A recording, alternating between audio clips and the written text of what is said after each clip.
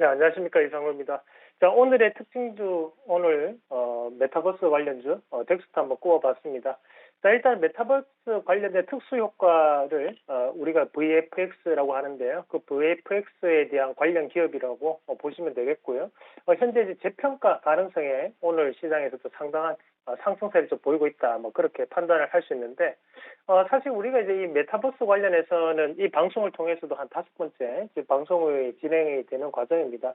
그러면서 이제 그에 따른 관련주들이 꾸준한 상승세를 조금 보이고 있는 그런 부분이라고 좀 볼 필요가 있는데, 우리가 이 덱스터 같은 경우에는 항상 설명을 드릴 때마다 동종업종이었던 이 자이언트 스텝에 대한 부분도 함께 말씀을 드렸었는데요.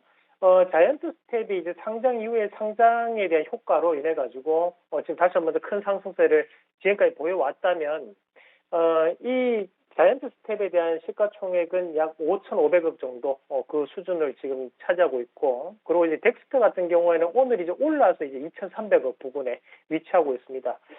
이 시가총액이 약 2배 정도 차이가 나는 그런 상황이라고 좀 보시면 되고, 마찬가지로 이제 매출은 어떻게 이제 움직이고 있느냐? 매출은 이 덱스터가 조금 더 높게 형성되어 있습니다. 영업이익도 마찬가지고요. 그만큼 이제 이 자이언트 스텝이라는 기업은 상장을 하면서에 대한 효과가 일부 상당 부분 유입되어 있는 그런 과정이라고 우리가 볼 수 있는데, 우리가 지금 이런 VFX 관련주들에 대한 움직임이 재평가되는 가장 큰 이유가 일단은 이 메타버스라는 개념 자체가 다양한 국면에서 활용이 되고 있기 때문이라고 봐야 되거든요. 그러면 지금 이런 메타버스 관련해서 일단 정치적인 부분 자체에서 좀 더 친숙한 이미지로 다가오기 위해서 이런 메타버스, 바로 이제 가상현실을 상당 부분 구현을 해내고 있고, 그에 따른 부분에서 실질적으로 이미지 개선에 대한 상당한 효과를 내고 있는 그런 상황이라고 또 볼 수 있고요.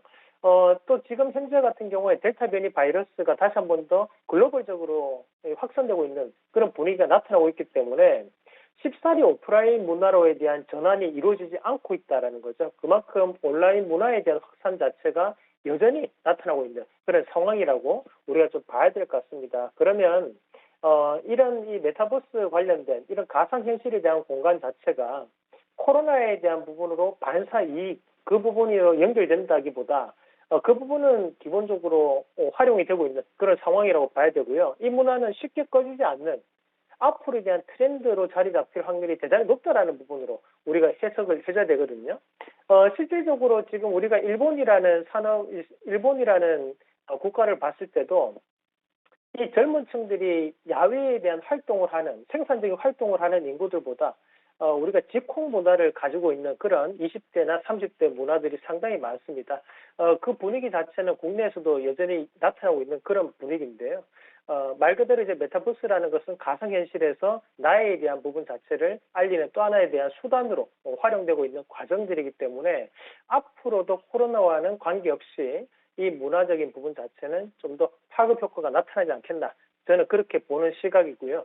마찬가지로 이런 분위기 자체가 추가적으로 게임 산업 확대에도 일부 영향을 주고 있는 것으로 우리가 파악을 할 수 있습니다.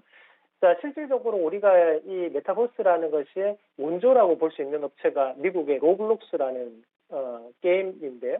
그 로블록스의 게임 자체가 사실상 그래픽도 그렇고 뭐 게임에 대한 난이도도 그렇고 상당히 뭐 높은 부분은 아니고 그래픽도 그냥 이렇게 각진 사람들이 지나가 다니는데도 왜 그렇게 많은 사람 열광을 하지? 라는 생각이 들 정도에 대한 그래픽입니다. 그럼에도 불구하고 많은 사람들이 이용을 한다는 것은 거기에 대한 자기 만족도가 높다라는 거거든요. 그런 부분 자체를 감안한다면 이런 메타버스라는 것이 하나의 패러다임의 전환, 산업에 대한 전환점으로 우리가 해석을 할 필요가 있지 않나. 마찬가지로 그런 분위기 자체를 좀 더 확장시키기 위해서는 이런 VFX 효과, 바로 특수 효과를 만들어낼 수 있는 기업들에 대한 재평가도 꾸준하게 나타날 수 있는 관점으로 우리가 해석을 해줄 필요가 있다는 말씀도 함께 드리도록 하겠습니다. 자, 우리가 최근에 이 K-웹툰이라든지 또는 K-웹소설에 대한 부분도 상당한 인기를 전 세계적으로 끌고 있는데, 이런 뭐랄까 이제 K-웹툰이라든지 웹소설에 나오는 부분 자체를 특수효과를 구현하기 위해서는 바로 이런 VFX 효과를 나타낼 수 있는 뭐 자이언트 스텝, 위즈 스튜디오라든지 덱스터에 대한 이런 특수효과 기술이 상당 부분 적용이 돼줘야 된다는 거죠.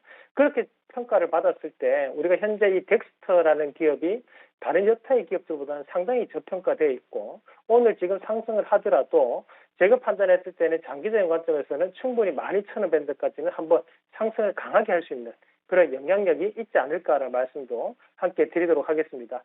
이런 메타버스 관련주들이 가장 많이 상승을 했던 기업이 이제 선익 시스템 같은 기업이 될 수 있는데요.